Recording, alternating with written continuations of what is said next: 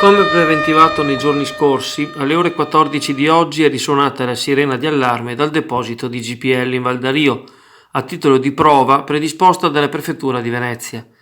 Il suono della sirena, che qualcuno ha erroneamente scambiato per quello che annuncia l'acqua alta, è stato avvertito in un raggio che va dal passaggio a livello della ferrovia di Borgo San Giovanni fino ai rioni meridionali del centro storico di Chioggia, con intensità via via in diminuzione.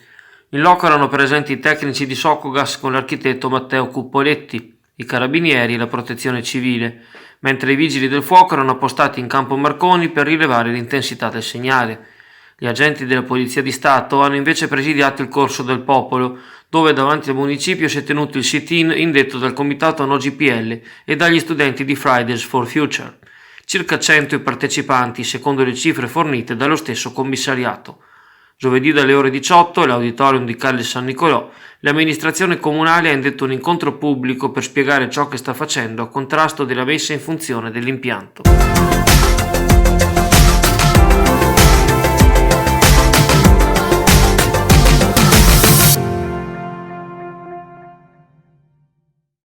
L'edizione di stamane di Succede a Chioggia ha portato a conoscenza i rischi che provengono dal fatto che i parchi cittadini e il cimitero di Cavanella d'Adige rimangono aperti anche la notte, senza custodia.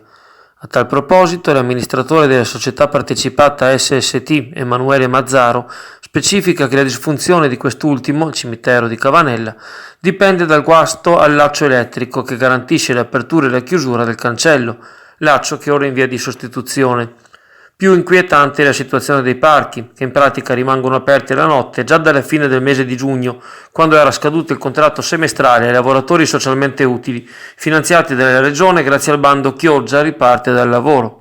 Da quel momento, conferma Mazzaro, nessuno ha più curato l'apertura né la chiusura degli spazi verdi. L'argomento non è tra quelli che investono SST, che già nel 2018 aveva aiutato il comune in regime di proroga. Fatto sta che i parchi di Sottomarina e Borgo San Giovanni sono ora alla mercé di possibili sbandati, baby gang e malintenzionati di altra specie.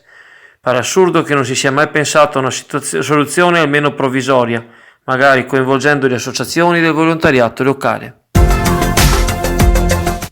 Allora, le offerte di oggi nella CAM sono innanzitutto branzini orate a 5,90 € contro 8,50 € in offerta, quantità minima 3 kg. E poi sempre la confezione di gambero argentino L1, pesa 8 etti, a 10 € contro i 14 € normali. Vi ricordiamo che il negozio, la pescheria qui di Saloni, è aperta tutto il mese di agosto, anche il giorno di Ferragosto, solo la mattina.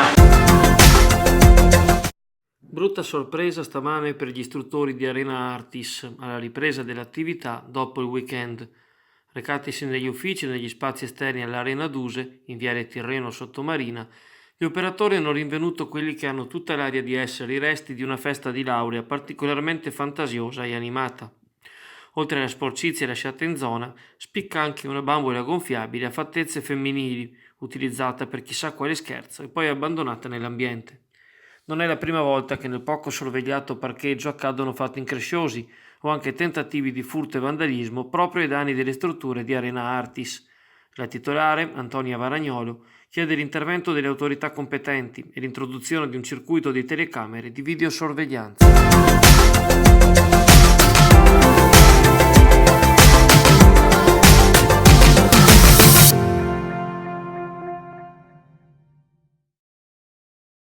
Torna con il rammarico l'Union Clodiense dall'ostica trasferta di Belluno. Il pareggio per 2-2 è maturato infatti solo negli ultimi minuti di gioco, per mezzo di un rigore assegnato alla formazione di casa a seguito di un fallo compiuto da Ballarin, lasciato da solo a contrastare l'attaccante dolomitico Salvadego. L'azione però era di contropiede, iniziato a seguito di un calcio d'angolo battuto dalla squadra granata in zona d'attacco e lisciato sfortunatamente dal neo entrato Biolcatti anche per colpa di un terreno scivoloso che ha consentito l'involarsi di Salvadego verso la porta difesa da Giacomo Boscolo Palio. In precedenza, come è avvenuto la settimana precedente in Valpolicella, la compagine lagunare ha concesso ai forti locali l'intero primo tempo, concluso in svantaggio per 1-0 grazie a una punizione del solito Corbanese, autore anche del raddoppio. In mezzo, nella ripresa, i primi gol di Gertù e Marangon con la maglia dell'Union Clodiense. Il giovane attaccante piemontese ha sfruttato l'assist di Cuomo deviato da un difensore per infilare l'estremo bellunese Busti. mentre il fantasista polesano ha goduto degli effetti di una grande galoppata di Martino a tagliare il campo, rifinendo un bell'assist con un'altrettanto pregevole conclusione ravvicinata a sorprendere la difesa. La squadra di Mario Vittadello resta ancora imbattuta e domenica sarà impegnata a domicilio dai padovani della Luparense, ora secondi in classifica e lanciati da un calciomercato ricco e ambizioso.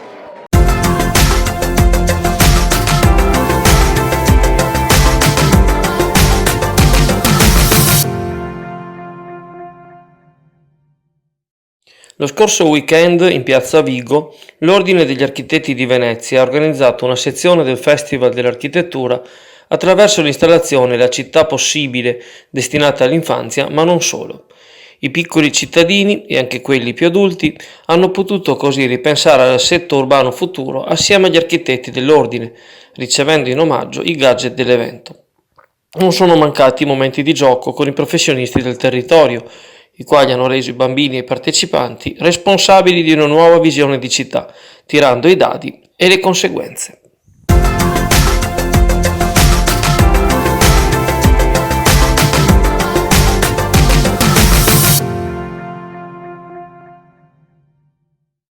Dopo Chioggia, anche Sottomarina ora diventa oggetto di dipinti artistici. Ieri una trentina di pittori, provenienti anche dalle altre province venete, dall'Emilia Romagna e dalla Lombardia, ha partecipato al terzo concorso Acquerelli in Libertà, organizzato dall'Associazione Kashmir e dal Circolo Veneto. Il soggetto era proprio la vecchia Clodia Minor, ritratta negli angoli più caratteristici dai Murazzi alla diga, dal Forte San Felice alle Calli e all'Usenzo. La vittoria è andata a Tatiana Smirnova di Villafranca Padovana, il secondo posto è stato appannaggio di Roberta Marangon da Vicenza, terzo si è classificato Pasquale Mazzullo di Mestre. Le premiazioni sono avvenute ieri alle ore 17:30 nella Darsena a Porto San Felice. Fino a metà novembre le opere saranno esposte prima alla Casa del Glicine in Calletta Cipriotto a Chioggia, poi nella bacheca del municipio.